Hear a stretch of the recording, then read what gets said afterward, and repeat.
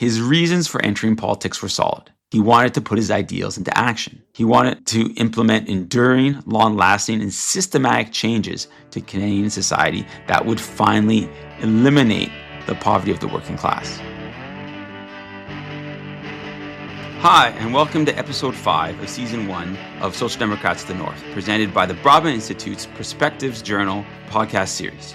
I'm your host, Dave McGrane, a professor of political science at St. Thomas More College at the University of Saskatchewan, and a member of the Perspectives Journal's editorial committee. In the last episode, we looked at Frances Marion Benham, the feminist firebrand from Manitoba. In this episode, we are going to continue to talk about Manitoba by examining the life and the ideas of a politician who was the first social democrat to become well known across Canada. I'm talking about the first leader of the CCF, the party that eventually became the NDP, James Schaefer Woodsworth, better known as J.S. Woodsworth. Woodsworth was born into a relatively wealthy family near Etobicoke, Ontario in 1874. His father, also named James, was a Methodist minister. In 1882, Woodsworth's father took him and his family on a great adventure to become Christian missionaries in the Canadian West. They traveled by train, steamboat, and wagon all the way to Portage-la-Prairie, Manitoba, where Woodsworth's father took up a post as the local Methodist minister. The Woodsworth family eventually settled in Brandon, where young J.S. experienced life on the western Canadian frontier and often accompanied his father to remote farms across the province of Manitoba. Woodsworth's father passed on to him a religious zeal and a strong Christian faith. Following his father's footsteps, Woodsworth was ordained as a Methodist minister in 1896. He spent some time preaching in the various parts of Manitoba and became known as a person of great integrity who thought more about the well-being of others than the well-being of himself. In 1899, he decided to further his education by studying theology and philosophy in Oxford, England. The 3 years that Woodsworth spent in Oxford in his mid-20s proved to be a turning point in his life. While living in England, he witnessed firsthand the terrible poverty and wretched living conditions of London's working-class neighborhoods. Woodsworth had always had an unshakable faith in the goodness and the grace of God. How then, he asked, could God allow for such poverty to exist? The man of faith was starting to have a crisis of faith. Woodsworth returned in 1902 and was appointed to head up a Methodist congregation in Winnipeg. But the poverty that Woodsworth found in Winnipeg was as bad or even worse than what he had experienced in England. At the time, Winnipeg was growing into a large metropolis that was the gateway to Western Canada, and its economy was dominated by the transportation of goods and a large manufacturing sector. Immigrants from Central and Eastern Europe, as well as the United States, flooded into the city. However, the business owners of Winnipeg took advantage of the situation to pocket huge profits for themselves while paying starvation wages to these new immigrants. And most of these new immigrants did not even speak English, and many of them did not enjoy the protection of a union. No matter how much he thought about it, Woodsworth couldn't understand why his church was always concentrating so much on the individual salvation of its members. People were going hungry and lacked adequate shelter, clothing, and education. But all his church ever told anyone to do was to pray daily and go to church on Sunday so they could get to heaven. Woodsworth's deeply held beliefs and ideals were telling him that he needed to do something to relieve the misery of the poor in Winnipeg, but he was not sure that the Methodist Church was the place to do it. In fact, Woodsworth prepared his resignation letter as a Methodist minister several times, even though he was dissuaded from submitting it by his friends and his fellow ministers. To get out of this dilemma, Woodsworth began to contribute to the development of what was called the social gospel at the time. The social gospel was an influential doctrine in many Protestant congregations in English Canada in the early 1900s. Woodsworth and other social gospelers, as they were often called, argued that Christians should not just sit around all day and pray.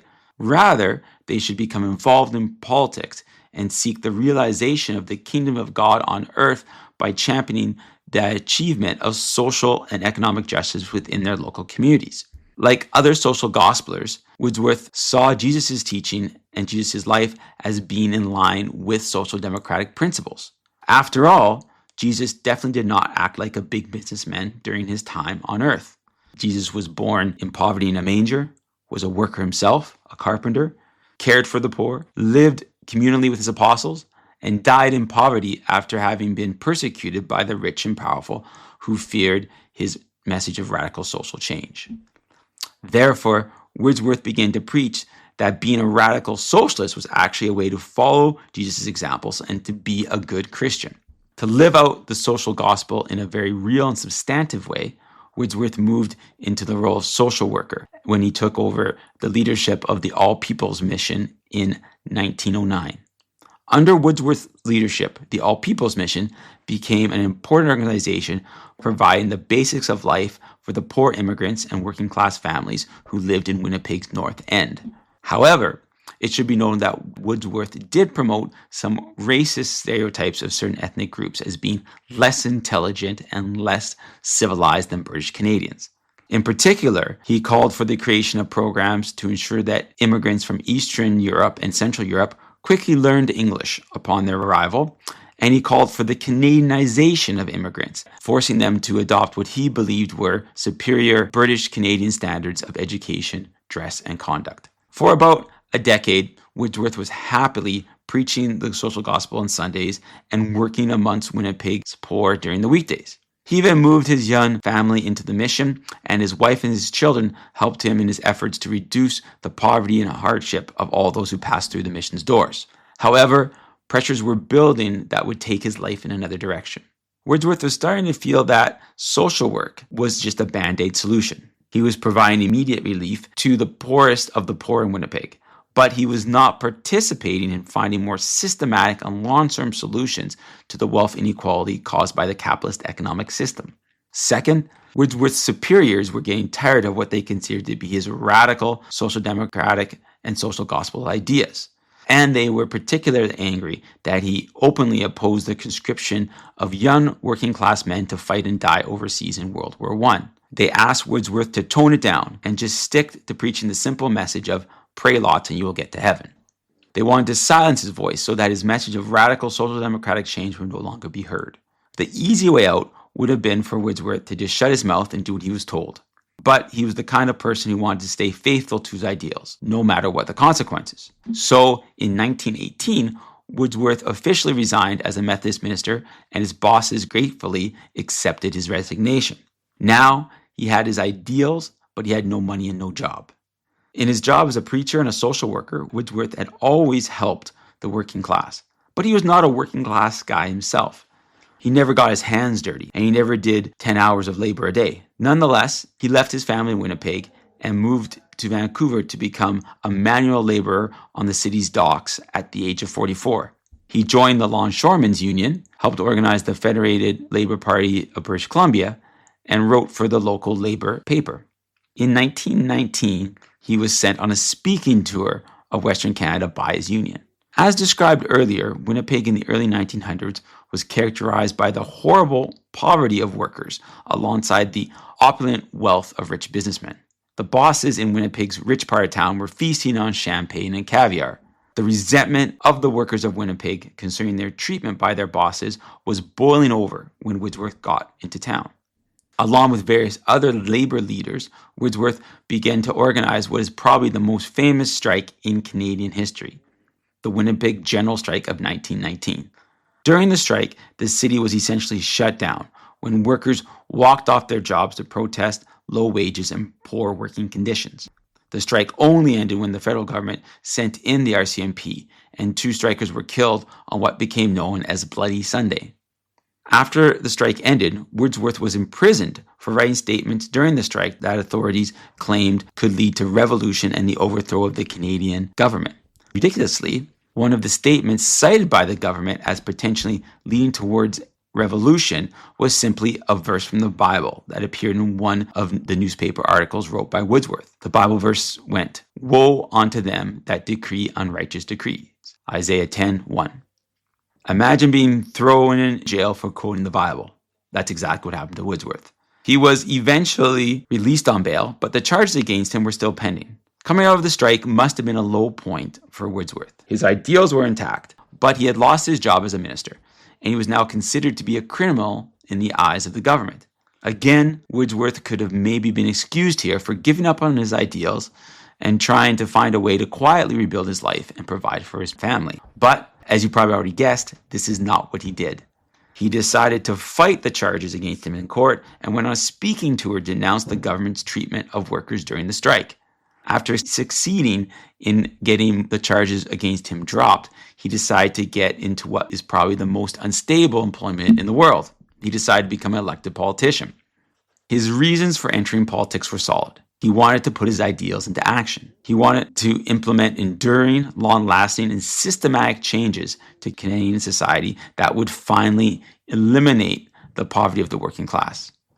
He wanted to get Canada closer to realizing the social gospel's dream of establishing the kingdom of heaven on earth. The time for praying was over. It was now time for action. But his success as a politician was by no means a sure thing. Woodsworth obviously did not want to run as a Liberal candidate or a Conservative candidate, and those parties would have probably not accepted him anyway. He had to run as a Social Democrat, and in 1920, almost no Social Democrat had ever been elected to public office in the history of Canada. Woodsworth was undeterred, and he joined in the creation of the Manitoba Independent Labour Party. It was called the Independent Labour Party because it was a party for the working class that was independent of the two traditional parties in Canada, the Liberals and the Conservatives. The party's slogan was straightforward, but maybe not all that catchy. Human needs before property rights. Against all odds, Woodsworth was elected in Winnipeg North Centre in 1921, with many of the workers who had gone on strike 2 years earlier voting in favor of him. With the exception of William Irvine, who we'll examine in a future podcast, no other Labour candidate was successfully elected in the 1921 federal election. So, Woodsworth became part of a Labour caucus of 2 MPs out of 235 MPs in the House of Commons. Nonetheless, it was during the 1920s that Woodsworth grew in fame and became the first Social Democrat to be well known throughout Canada. There are a couple of reasons for Woodsworth's rise to national prominence. The first reason has to do with the arc of Canadian history up until the 1920s. There had been no genuine Labour candidates elected in the House of Commons prior to the 1920s. And it was very rare for Social Democrats to be elected in lower levels of government as well. Therefore, there was a novelty about Woodsworth, and the media turned to him as a spokesperson for the Labour movement that was growing in strength in Canada during the 1920s. For instance, in 1921, McGrane's, which was the most popular news magazine in Canada, commissioned Woodsworth to write an article simply entitled, "What Does Radical Labour Want?" There was also an element of luck, the second reason Woodsworth grew in prominence in the 1920s.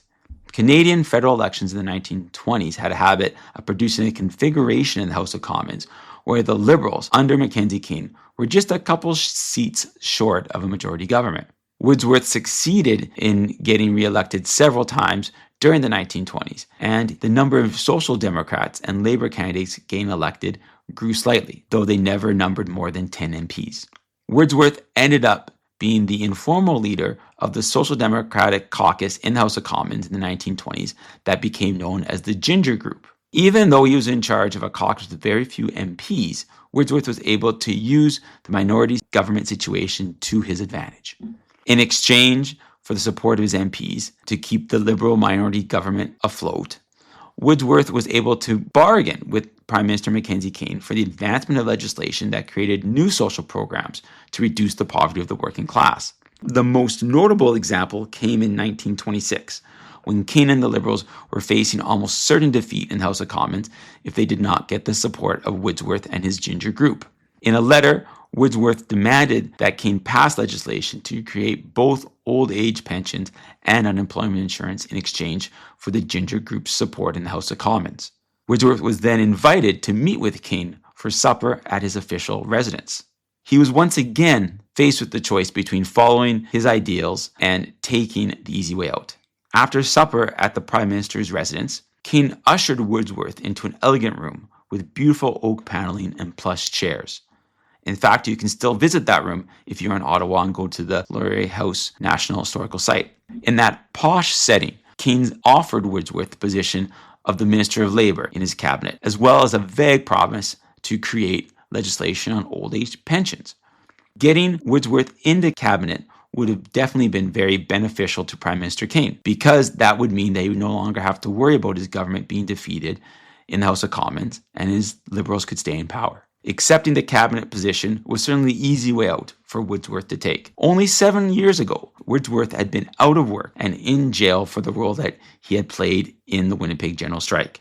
Becoming the federal labor minister would have given him considerable political prestige and maybe even would have given him the opportunity to make some progress on old age pensions. But it was also clear to Woodsworth that he would be selling out his social democratic ideals by joining a Liberal government he had criticized vehemently for not doing nearly enough to reduce the poverty of the working class. And by joining King's cabinet, Woodsworth would lose any bargaining power in the future to force the Liberals to pass left-wing legislation. So Woodsworth immediately refused King's offer. He stuck with his social democratic ideals, and it turned out to be a good choice. Even though he never got into cabinet, Woodsworth still got the King Liberal government to pass legislation on both old age pensions and unemployment insurance. And these two social programs remain cornerstones of Canada's welfare state to this day. By the end of the 1920s, Woodsworth was the best known social democrat in Canada, and he had succeeded in exerting left-wing influence over several Liberal minority governments. Then, in 1929, the stock market crashed and the Great Depression ensued. At the time, the Canadian social democratic movement was so fragmented and split into so many different parties and organizations that it was really not a movement at all. Yet, Canada was in an economic crisis, and workers needed social democrats more than ever. During the early 1930s, Woodsworth was able to use his status as Canada's most famous social democrat to unite all the different factions of the Canadian social democratic movement into a single political party. The political party, established in 1932, was named the Co-operative Commonwealth Federation, or the CCF. I will go into much greater detail about the founding of the CCF in future podcasts. For now, I will just point to the pivotal role that Woodsworth played in uniting all of Canada's left-wingers, in English Canada at least, into the CCF. Given his national prominence and his role in the creation of the party, it was only natural that Woodsworth was elected as the CCF's first leader at its founding convention in Regina in 1933. Woodsworth then led the CCF in the 1935 federal election and the 1940 federal election. The party gained around 8 seats in those elections and about 9% of the popular vote. By the early 1940s, Woodsworth was beginning to enter his mid-60s and his health was starting to fail him. Yet he had one more occasion to stick to his ideals instead of taking the easy way out. And this time it involved going against his own party. Throughout his entire life, Woodsworth had strongly held the pacifist belief that all war was wrong and that violence only begets more violence. Even though all CCF MPs supported Canada's entry into World War II, Woodsworth rose in the House of Commons as the only MP to urge Canada to stay out of World War II and commit to neutrality and non-participation. The easy way out would have been just to say nothing. But that is not what Woodsworth chose to do, and he died of a stroke shortly after making this speech. In many ways, it was a fitting end to the political career of J.S. Woodsworth. He was a man of strong faith and even stronger ideals. He had always put those ideals at the forefront of his political actions, and even if his party didn't like it, he was going to stand up for what he believed in. Overall, what is the contribution of Woodsworth to Canadian history? There are many, but I think 2 stand out. It's important to understand that under Woodsworth's leadership, the CCF established itself as a serious party at the federal and provincial level. Woodsworth succeeded in establishing a left-wing party to consistently offer Canadians a social democratic alternative to the Liberal Party and the Conservative Party. The two-party system that had characterized Canadian politics up to that point in Canadian history had been definitively broken, and it would never make a comeback. His second big contribution was that he brought the social gospel out of the church and into the political arena. In fact, I would argue that the direct application of the social gospel to public policy is social programs. Jesus looked after the poor and tried to bring them out of poverty. Woodsworth thought that the government should do the same. For Woodsworth, social programs like old age pensions, unemployment insurance, and social assistance were all ways for the government to emulate the example of Jesus. This linking of social democracy with Christianity, which was the dominant religion in Canada when Woodsworth lived, had a dramatic effect on Canadian political history. Under the guidance of Woodsworth, social democracy in Canada would not be seen as some grand theory written in academic books or some sinister foreign influence based on communism and Marxism. Rather, Woodsworth boosted the acceptance of social democracy among Canadian voters by explaining it as the practical application of Jesus' teachings. This sentiment is beautifully captured in a prayer that Woodsworth wrote to be said before meals called Grace Before Meat. And it is a prayer that's still recited at some NDP gatherings today. It goes as follows. We are thankful for these and all the good things in life. We recognize that they are a part of our common heritage and come to us through the efforts of our brothers and sisters the world over. What we desire for ourselves, we wish for all. To this end, may we take our share in the world's work and the world's struggles. I've always thought that the line, what we desire for ourselves, we wish for all, captures the essence of Canadian social democracy better than any other phrase I've ever heard. It is certainly an ideal that I can get behind and an ideal that all social democrats in Canada would agree with. The lesson for us today from Woodsworth's life is that you have to have faith in your ideals. It is your faith in your principles and your values that will get you through the tough times in your activism. For Woodsworth, faith was religious, but does not have to be. What I'm talking about is understanding what you deeply believe in and letting that motivate you and drive your action. You have to be flexible in politics, but you also have to know what you believe in and act in accordance with those beliefs. I'm Dave McGrane, and thanks for joining me on Social Democrats of the North, a Perspectives Journal podcast series produced by the Broadbent Institute. Next time, we will meet a radical farmer who changed the direction of Western Canadian politics in the 20th century. Until then, keep questioning the status quo and stay social democratic.